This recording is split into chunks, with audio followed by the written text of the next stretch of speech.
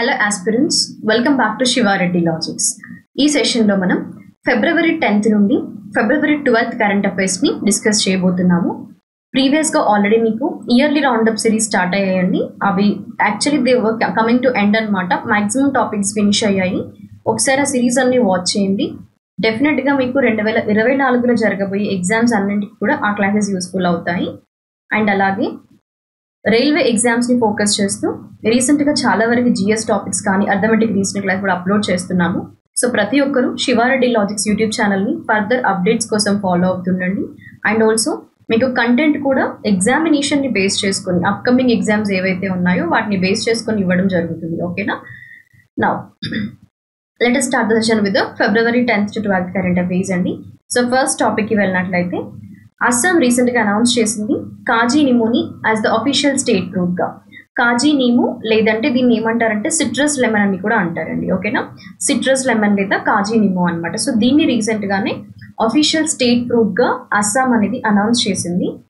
And Assam state యొక్క agriculture minister రీసెంట్గా announce చేయడం జరిగిందనమాట. కాజీ నీము లేదంటే సిట్రస్ లెమన్ అనమాట. అంటే ఈ సిట్రస్ లెమన్కి ఉన్న కొన్ని న్యూట్రిషనల్ వాల్యూస్, ఓకే, న్యూట్రిషనల్ సిగ్నిఫికెన్సెస్ని బేస్ చేసుకొని అండ్ అదేవిధంగా దాని యొక్క కల్చర్, ఓకే, ఆ ఫ్రూట్ యొక్క కల్చరల్, ట్రెడిషనల్ అండ్ న్యూట్రిషనల్ సిగ్నిఫికెన్స్ని బేస్ చేసుకొని అండ్ పీపుల్కి అది ఎలా యూస్ అవుతుంది ఏంటి, సో ప్రతిదీ కన్సిడర్ చేసి దానికి ఉన్న సిగ్నిఫికెన్స్ అండ్ ఫీచర్స్ని బట్టి రీసెంట్గానే స్టేట్ ఫ్రూట్గా, ఓకే, అంటే like variety of unique fruit అనమాట ఇది అస్సాంలోని కాజీ నీమో అనేది. దీన్ని సిట్రస్ లెమన్ అని కూడా అంటారు. సో రీసెంట్గానే ఫిబ్రవరి 12th అనౌన్స్ చేశారనమాట అస్సాం స్టేట్ గవర్నమెంట్ అనేది. ఏంటది? కాజీ నీమో అనేది అస్సాం స్టేట్ యొక్క అఫీషియల్ స్టేట్ ఫ్రూట్గా అనౌన్స్ చేయడం జరిగింది. ఓకేనా? Next one, ICAI elects new president and vice president అండి. సో ICAI అన్నారు ఫస్ట్. యాక్చువల్గా ICAI అంటే ఏంటి? సో ఇదేంటంటే which actually stands for institute of chartered accountants of India అండి. Okay, chartered accountants of India అనమాట ICAI అనేది. అయితే ఈ పర్టికులర్ ఆర్గనైజేషన్ అనేది ఏంటంటే in the field of chartered accountancy in ఇండియాకి సంబంధించి ఎస్పెషల్లీ సిగ్నిఫికెంట్ లీడర్షిప్ ట్రాన్సిషన్ మనం చూడొచ్చు. అయితే రీసెంట్గా దీనికి మెంబర్స్గా యాడ్ అయింది ఎవరు, మరి ప్రెసిడెంట్గా ఎవరు యాడ్ అయ్యారు, దీనికి రీసెంట్గా పొజిషన్ ఎవరు తీసుకున్నారు? Institute of chartered accountant of ఇండియాకి సంబంధించిన ఇన్స్టిట్యూట్కి, ఓకే, సో రీసెంట్గా CA రంజిత్ కుమార్ అగర్వాల్ ప్రెసిడెంట్గా అపాయింట్ అవ్వడం జరిగింది. ఎవరండి? రంజిత్ కుమార్ అగర్వాల్. ఓకేనా? సో రీసెంట్గా ప్రెసిడెంట్గా అపాయింట్ అవ్వడం జరిగింది. అండ్ వైస్ ప్రెసిడెంట్గా అపాయింట్ అయింది ఎవరు అంటే చరణ్జిత్ సింగ్ నందా అండి. ఓకేనా? చరణ్జిత్ సింగ్ నందా 2024-25 పీరియడ్కి వైస్ ప్రెసిడెంట్గా అపాయింట్ అయ్యారు. ఓకేనా? సో ఇది ఫిబ్రవరి మంత్ నుండి వీళ్ళ పోస్టింగ్స్ అనేవి అంటే లైక్ ఎఫెక్టివ్లోకి ఉన్నాయన్నమాట. సో అలా రీసెంట్గానే అనౌన్స్ చేయడం జరిగింది. ప్రొఫెషనల్ ఎక్సలెన్స్ని బేస్ చేసుకొని వాళ్ళ రెగ్యులేటరీ పవర్స్ని బేస్ చేసుకొని ఇద్దరు వ్యక్తులు రంజిత్ కుమార్ అగర్వాల్ని ఇంకా చరణ్జిత్ సింగ్ నందా గారిని ప్రెసిడెంట్ ఇంకా వైస్ ప్రెసిడెంట్ పొజిషన్స్కి institute of chartered accountant of India రీసెంట్గా ఎలెక్ట్ చేయడం జరిగింది అనమాట. ఓకేనా? సో ప్రస్తుతం అది మనకి కరెంట్ అఫైర్లో ఉంది. సో ఫస్ట్ టాపిక్ దేని గురించి అండి? అస్సాం అనేది స్టేట్ ఫ్రూట్ని అనౌన్స్ చేసింది, కాజీ నిమో అనేది స్టేట్ ఫ్రూట్ని, దాన్ని సిట్రస్ లెమన్ అని కూడా అంటారు.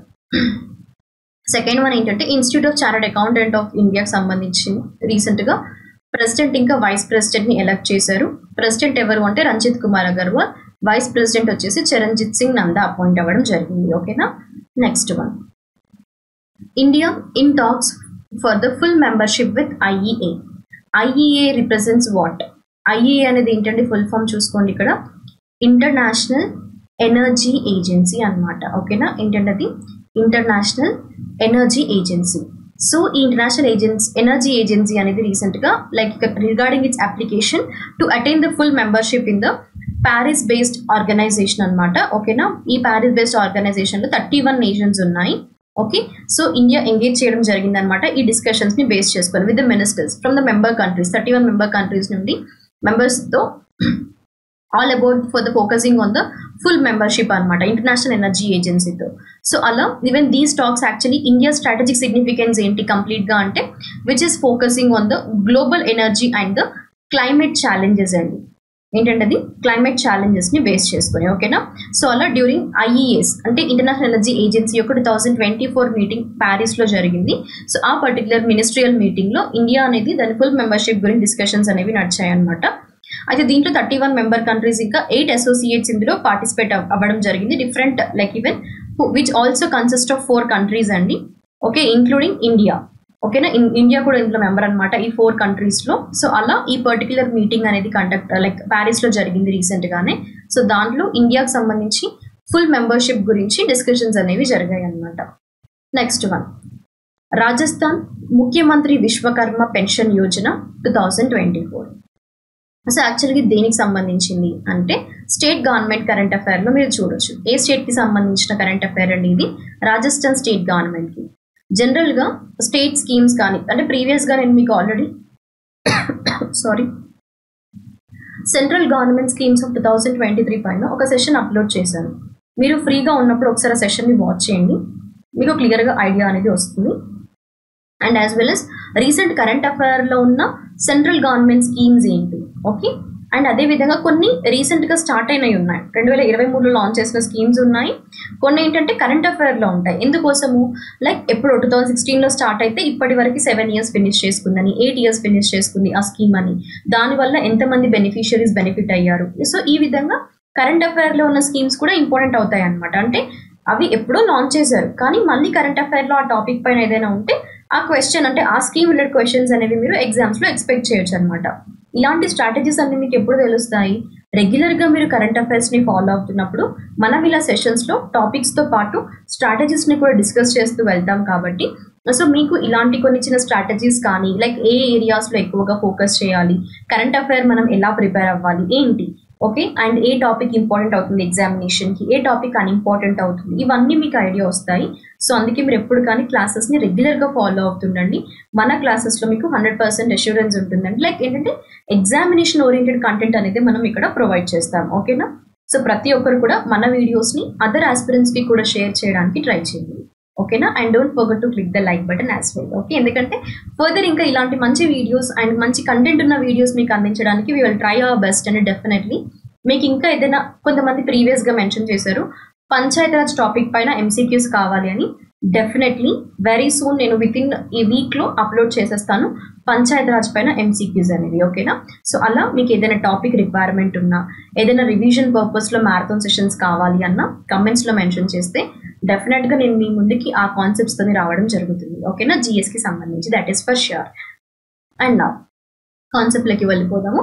సో రాజస్థాన్ ముఖ్యమంత్రి విశ్వకర్మ పెన్షన్ యోజన అనేది రీసెంట్గా లాంచ్ చేశారనమాట.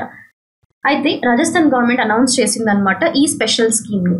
ఈ స్పెషల్ స్కీమ్ ఎవరి కోసము అంటే for labourers, okay, and as well as for street vendors, ఓకేనా. సో ఆ యొక్క పర్టికులర్ నేమ్ ఏంటి అంటే ఎవరు బెనిఫిషరీస్ అంటే లేబరర్స్ ఇంకా స్ట్రీట్ వెండర్స్ అనమాట. అది ముఖ్యమంత్రి విశ్వకర్మ పెన్షన్ యోజన అనేది లాంచ్ చేసింది.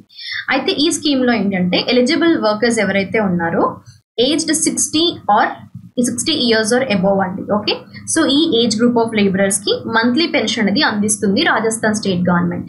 ఎంతవరకు మంత్లీ పెన్షన్ ఇస్తుంది మరి అంటే by the providing financial assistance of 2000 rupees అండి, ఓకేనా. పర్ మంత్ 2000 rupees అనేవి ఇస్తుంటారనమాట. సో అలా ఈ పెన్షన్ లైక్ స్ట్రీట్ వెండర్స్ని అసిస్ట్ చేయడానికి వాళ్ళ డైలీ నీడ్స్ని, ఓకే, అంటే వేరే అదర్స్ పైన డిపెండ్ అవ్వకుండా, అదర్స్ పైన రిలే అవ్వకుండా ఈ విధంగా స్ట్రీట్ వెండర్స్కి ఇంకా లేబరర్స్కి 60 years ఇంకా అబోవ్ 60 years ఉన్న వాళ్ళకి అందిస్తుంది అనమాట ముఖ్యమంత్రి విశ్వకర్మ పెన్షన్ యోజనలో భాగంగా, ఓకేనా. అండ్ దెన్ ప్రైమరీ ఆబ్జెక్టివ్ ఏంటి మనం ఇందాక నేను మీకు చెప్పాను, all about to ensuring the welfare of the street vendors and as well as the laborers in the state of Rajasthan. So వాళ్ళని ఫోకస్ చేస్తూనే రాజస్థాన్ యొక్క స్టేట్ గవర్నమెంట్ ముఖ్యమంత్రి విశ్వకర్మ పెన్షన్ యోజన అంటే ప్రతి నెల 2000 రూపాయల సహాయం, ఆర్థిక సహాయం అనేది అందిస్తుంది అనమాట, ఓకే. నెక్స్ట్ వన్, అయితే ఇక్కడ స్టేట్ కరెంట్ అఫైర్లో అంటే మనకి అప్కమింగ్ ఎగ్జామ్స్లో యూజ్ అవుతాయి అదర్ స్టేట్ కరెంట్ అఫైర్స్ అంటే ఎస్ అండి. ఎలా అడుగుతారు అంటే ముఖ్యమంత్రి Vishwakarma pension Yojana street vendors ఇంకా లేబరర్స్ కోసం రీసెంట్గా ఏ రాష్ట్రం అమలు చేసింది అంటారు. అప్పుడు ఆన్సర్ ఏమవ్వాలి? రాజస్థాన్, ఓకేనా. సో అలా స్టేట్ కరెంట్ అఫైర్స్ కూడా ఇంపార్టెంట్ అవుతాయి అంటే అదర్ స్టేట్ స్కీమ్స్ కూడా మనకి ఇంపార్టెంట్ అవుతాయి కొన్నిసార్లు ఎగ్జామినేషన్స్లో. Next one, mister Sanjay Kumar Jain assumes the charge of CMD of IRCTC అని. దేనికండి? IRCTC అన్నారు. చైర్మన్ అండ్ మేనేజింగ్ డైరెక్టర్గా Indian railway catering and tourism corporation లిమిటెడ్కి మిస్టర్ సంజయ్ కుమార్ జైన్ అపాయింట్ అవ్వడం జరిగింది, okay, as chairman and managing డైరెక్టర్గా. అయితే ప్రీవియస్ గా చూసుకున్నట్లయితే మిస్టర్ సంజయ్ కుమార్ జైన్ గారు అదర్ పొజిషన్ లైక్ ప్రీవియస్ గా హోస్ట్ చేసిన పొజిషన్ ఏంటి అంటే IRTS ఆఫీసర్ గా ఉన్నారండి. Indian railway traffic services officer గా 1990 బ్యాచ్ ఆఫీసర్ అనమాట తను. సో తను ప్రీవియస్ గా వర్క్ చేశారు ఈ సర్వీసెస్ లో. ఇప్పుడు ఏంటంటే IRCTC యొక్క chairman and managing director position ని అజ్యూమ్ చేశారనమాట. సో అలా తన డిస్టింగ్విష్డ్ కెరీర్ ని లైక్ స్పానింగ్ ఓవర్ 3 decades ఈ సర్వీసెస్ లో ఉండడం జరిగిందనమాట. ఓకే, అలా తన ఎక్స్పీరియన్స్ ని వేస్ట్ చేసుకుని వేరియస్ పొజిషన్స్ ఉన్నాయి మినిస్ట్రీ ఆఫ్ రైల్వేస్ లో. సో అలా ఎక్స్పీరియన్సెస్ అండ్ తన ప్రీవియస్ కన్సిడరేషన్స్ లో ప్రీవియస్ గా వర్క్ చేసిన ఎక్స్పీరియన్సెస్ ని కన్సిడరేషన్ లోకి తీసుకుంటూ మిస్టర్ సంజయ్ కుమార్ షేర్ గారికి ఈ chairman and managing director position అనేది ఇవ్వడం జరిగింది. ఓకే, సో రీసెంట్ ఇది అపాయింట్మెంట్ కరెంట్ అఫైర్ అండి. Next one, Visakhapatnam to host 12th edition of Milan naval exercise అండి. మిలన్ అనేది నావల్ ఎక్సర్సైజ్ అనమాట. ఓకేనా, అయితే ఇది విశాఖపట్నం హోస్ట్ చేస్తుంది 12th ఎడిషన్. ఓకే, ఇది ఎప్పుడు షెడ్యూల్ చేశారు అని అంటే February 19th నుండి February 27th వరకు షెడ్యూల్ చేశారనమాట. ఈసారి ఎన్నవ ఎడిషన్ జరుగుతుంది 2024లో మిలన్ ఎక్సర్సైజ్ అని అంటే 12th ఎడిషన్ అనమాట ఈసారి జరిగేది. ఓకేనా, సో ఓవర్ దీనిలో ఒక 50 కంట్రీస్ ఇందులో పార్టిసిపేట్ చేయబోతున్నాయండి. గ్యాదరింగ్ ద నావల్ ఫోర్సెస్ అంటే 50 దేశాల నావల్ ఫోర్సెస్ అన్ని కూడా ఈ పర్టికులర్ మిలన్ ఎక్సర్సైజ్ లో పార్టిసిపేట్ అవ్వబోతున్నాయి. దీన్ని విశాఖపట్నం హోస్ట్ చేయబోతుంది అనమాట. ఓకే, అండ్ ఒకటి ఏంటంటే 2024కి సంబంధించి థీమ్ కూడా ఫోకస్ చేశారండి, థీమ్ కన్సిడర్ చేశారు. ఆ థీమ్ ఏంటి మిలన్ ఎక్సర్సైజ్ రిలేటెడ్ గా అంటే which is all about forging the naval alliances for a secure maritime.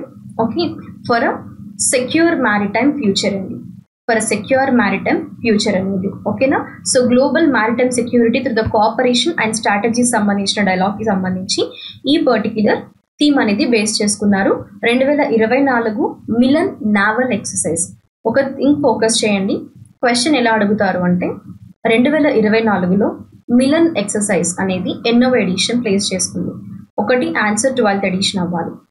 Next ఇంకొక క్వశ్చన్ ఎలా ఉంటుందంటే మిలన్ అనేది ఏ టైప్ ఆఫ్ ఎక్సర్సైజ్, ఇది మిలిటరీ ఎక్సర్సైజ్ లేదా నావల్ ఎక్సర్సైజ్, ఈ విధంగా కూడా అడుగుతారు. మిలన్ అనేది నావల్ ఎక్సర్సైజ్. ఇందులో 50 దేశాల నుండి నావల్ ఫోర్సెస్ ఇందులో పార్టిసిపేట్ చేస్తాయి అన్నమాట.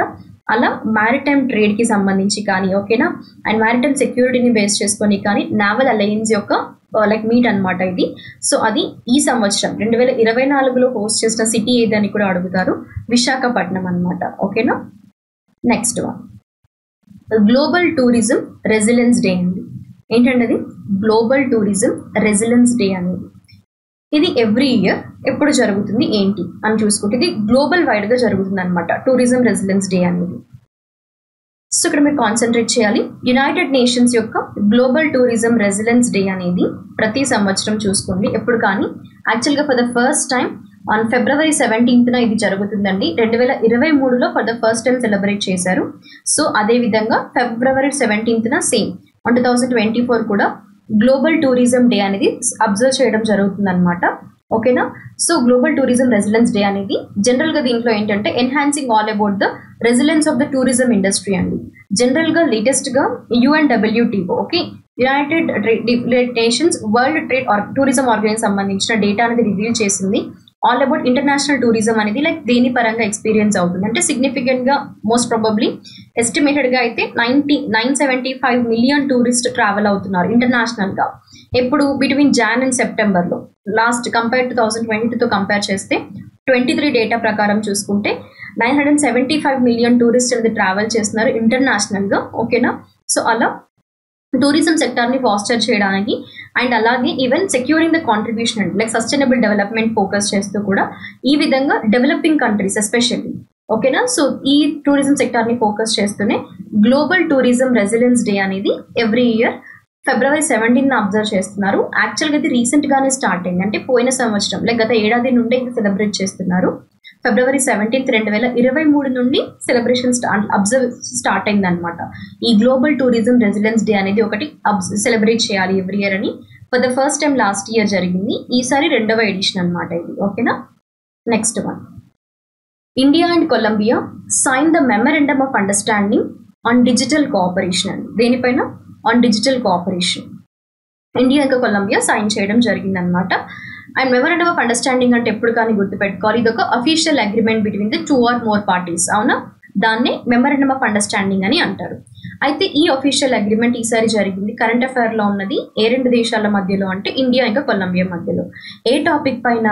డిజిటల్ కోఆపరేషన్ పైన. అవునా, అంటే like even considering like cooperation field of sharing successful digital solutions అండి. ఏవైతే like implemented population scale on the digital transformation ని బేస్ చేసుకొని ఇండియా ఇంకా కొలంబియా రీసెంట్ గా సైన్ చేయడం జరిగింది అగ్రిమెంట్ అనేది. డిజిటల్ ట్రాన్స్ఫర్మేషన్ ఎలా ఉండాలి అంటే ఇప్పుడు ఇండియా యొక్క ఓపెన్ సోర్స్డ్ ఫెసిలిటీస్ ఎలా ఉన్నాయి అంటే డిజిటల్ పబ్లిక్ ఇన్ఫ్రాస్ట్రక్చర్స్ ఎలా ఉన్నాయి, okay, and also even focusing on India stock solutions ఎలా ఉన్నాయి, ఓకేనా. సో అలా మేజర్గా డిజిటల్ ట్రాన్స్ఫర్మేషన్ కానీ అండ్ ఇండియా యొక్క స్టాక్ సొల్యూషన్స్ని కానీ త్రూ కెపాసిటీ బిల్డింగ్ ప్రోగ్రామ్స్ ద్వారా అలా బెస్ట్ ప్రాక్టీసెస్ని ఎక్స్టెండ్ చేసుకుంటూ ఈ ఎంఓయూ అనేది ఇండియా ఇంకా కొలంబియా మధ్యలో జరిగింది, completely focusing on digital transformation అండి, ఓకేనా. That is all related to the agreement current affair. Now moving to the few important questions అండి. సో ప్రతి ఒక్కరు ఇది మీరు కమెంట్ సెక్షన్లో ఆన్సర్ చేయాల్సి ఉంటుంది ఉన్న క్వశ్చన్స్ అనమాట. సో ఇది మనం ఏంటంటే కొన్ని questions already like topics discuss చేసాము, వాటిపైన క్వశ్చన్స్ అనేది ఇస్తుంటాను. ఫ్యూ అదర్ క్వశ్చన్స్ ఏంటంటే కొన్ని ఏవైతే కవర్ చేయలేదు జస్ట్ అవి క్వశ్చన్స్ లాగా మెన్షన్ చేస్తే అట్లీస్ట్ మీరు ఫ్రీ టైంలో ఒక 1 or 2 టాపిక్స్ ద్వారా మీ ఓన్గా ప్రిపేర్ అయ్యే ఛాన్సెస్ ఉంటాయి. కాబట్టి just you people can go through it అన్న ఒక మోటోతోని నేను అదర్ క్వశ్చన్స్ కూడా న్యూ క్వశ్చన్స్ కూడా ఇంక్లూడ్ చేస్తాను, ఓకేనా. సో జస్ట్ మీరు సెషన్ని ఎండ్ వరకు వాచ్ చేస్తూ ప్రతి క్వశ్చన్ని అటెంప్ట్ చేయడానికి ట్రై చేయండి, ఓకేనా. సో మీకు ఇంకా మళ్ళీ కరెంట్ అఫైర్స్ సంబంధించి స్పెషల్గా మళ్ళీ ఒక మాక్ టెస్ట్ రాయడం ఇదంతా అవసరం లేదు. ఎవ్రీడే రివిజన్ సరిపోతుంది, రెగ్యులర్గా అటెండ్ అవుతూ ఉండండి. మన దాంట్లో ఆల్రెడీ మంత్లీ కరెంట్ అఫైర్స్ కూడా అప్లోడ్ చేశాము, like last 12 months current affairs comparison videos అనమాట, లాస్ట్ 6 months కరెంట్ అఫైర్స్ అని కూడా, last 3 months current affairs, monthly current affairs, రీసెంట్గా జాన్ మంత్ కూడా అప్లోడ్ చేశాము. Very soon by the next week మనం ఇంకా ఫెబ్ కూడా ఫినిష్ అవబోతుంది కాబట్టి ఫెబ్ కరెంట్ అఫైర్స్ కూడా అప్లోడ్ చేసేస్తాను, ఓకే. సో అలా మంత్లీ కరెంట్ అఫైర్స్ కూడా ఉంటున్నాయి కాబట్టి అన్నీ మళ్ళీ ఏంటంటే మీకు కంపైలేషన్ వీడియోస్లో ఇలా టాపిక్ వైజ్ డిస్కస్ చేయండి. దాంట్లో అన్నీ కూడా ఎంసీక్యూ బేస్డ్ ఉంటాయి. సో మీరు టాపిక్ వైజ్వి రెగ్యులర్గా క్లాసెస్ అటెండ్ అయినప్పుడు మాత్రమే, రెగ్యులర్గా అటెండ్ అవుతే మాత్రమే నెక్స్ట్ ఏంటంటే ఎంసీక్యూస్ డిస్కస్ చేసినప్పుడు ఈజీగా మీరు రివైజ్ చేసుకోవచ్చు అనమాట, ఓకేనా. సో రెగ్యులర్గా మీరు ఇవి లైక్ కాన్సెప్చువల్ బేస్డ్గా ఉన్న కరెంట్ అఫైర్స్ అటెండ్ అవ్వడానికి ట్రై చేస్తే మీరు రివిజన్ టైంలో మీకు ఎక్కువగా టైం వేస్ట్ అవ్వకుండా ఉంటుంది. ఎందుకంటే నేను అక్కడ మీకు జనరల్గా క్వశ్చన్ ఆన్సర్ దానికి సంబంధించిన కొంత ఇన్ఫర్మేషన్ మాత్రమే ఉంటుంది. అదే మనం కాన్సెప్ట్ వైజ్ రెగ్యులర్గా డైలీ కరెంట్ అఫైర్స్లో ఎలా ఉంటుంది, ఒక్కో టాపిక్ గురించి దానికి సంబంధించిన స్టాటిక్ పార్ట్ని డిస్కస్ చేస్తాము, కరెంట్ అఫైర్ డిస్కస్ చేస్తాము, అవునా. బట్ కంపైలేషన్ వీడియోస్లో ఏంటంటే క్విక్గా వెళ్తుంటాం కాబట్టి కొంచెం మీకు ఏంటంటే ఇబ్బంది అవుతుంది. సో అందుకే రెగ్యులర్గా డైలీ కరెంట్ అఫైర్స్ ఫాలో అవుతూ ఆ ఎంసీక్యూస్ని మీరు అటెండ్ అవుతే సరిపోతుంది అనమాట, ఓకేనా. ఇంకా నాట్ మోర్ నెసెసరీ మీరు మళ్ళీ స్పెషల్గా వెళ్ళి కరెంట్ అఫైర్స్కి ఒక మాక్ టెస్ట్ తీసుకుని దాన్ని రాయడం అదంతా అవసరం లేదనమాట. సో మన క్లాసెస్లోనే మీరు పర్ఫెక్ట్ అయ్యే విధంగానే నేను క్లాసెస్ని ప్లాన్ చేస్తాను కాబట్టి you can attend regularly, okay. నేను ఇచ్చే సజెషన్ ఒకటే ఏంటంటే కన్సిస్టెన్సీని మెయింటైన్ చేయండి ప్రిపరేషన్లో, ఓకేనా. ఒకసారి వన్స్ స్టార్ట్ చేశారంటే టిల్ ఎగ్జామ్ డేట్ వరకు మీరు అది కంటిన్యూ చేయాలి ప్రిపరేషన్ అనేది, ఓకే. సో మనం క్వశ్చన్స్ ఒకసారి నేను మీకు డిస్కస్ చేస్తూ వెళ్తాను. ఫస్ట్ క్వశ్చన్ అండి, కమెంట్ సెక్షన్లో మీ ఆన్సర్ మెన్షన్ చేయడం ట్రై చేయండి. Which countries have recently enabled the Indian digital payment system UPI apart from Nepal అండి? Sri Lanka and Mauritius, Sri Lanka and France, Mauritius and France, Sri Lanka, Mauritius and France. Next question, which country is projected to surpass both Japan and Germany to become world's third largest economy? Brazil, Australia, Russia, South Korea, India. How many stalls were featured at Vivdhata Ka Amrit Mahotsav at Rashtrapati Bhavan? మనం all discuss చేసిన concept ఇది. 200, 250, 300, 320. అంటే current అఫైర్స్లో కూడా మీకు theoretical నుండి కూడా numerical questions ఎలా వస్తాయి అంటే these were the few example questions అండి. సో కరెంట్ అఫైర్స్లో మీరు కాన్సన్ట్రేట్ చేయాల్సిన కొన్ని ఇంపార్టెంట్ ఏరియాస్ ఏంటి, ఎక్కడైనా న్యూమరికల్స్ ఉంటే మిస్ చేయకూడదు, ఇలాంటి కొన్ని టాపిక్స్ నుండి, ఓకేనా. Next one, these are the few questions అనమాట. జస్ట్ నేను ఒక 4 to 5 క్వశ్చన్స్ ఇచ్చాను. సో ఇది కమెంట్ సెక్షన్లో ఆన్సర్స్ ట్రై చేయండి. I hope you guys are clear with the class. Still ఇంకా మీకు ఏమైనా డౌట్స్ ఉంటే కమెంట్స్లో మెన్షన్ చేయండి. ఏదైనా టాపిక్ నెసెసరీ ఉన్నా కూడా మీరు అది మెన్షన్ చేస్తే నేను త్వరలో మీకు అది అప్లోడ్ చేసేస్తాను, ఓకేనా. సో ప్రీవియస్గా ఒకరు పంచాయత్ రాజ్ గురించి ఎంసీక్యూస్ అడిగారు, వెరీ సూన్ అది అప్లోడ్ చేసేస్తాను. Wait for that class, okay. Thank you guys. We'll be going to meet in the next other session. Until then, stay tuned. All the best for your upcoming examination. Do follow our YouTube channel and don't forget to click the like button and try to share our videos to other aspirants also and let them get benefited through our videos.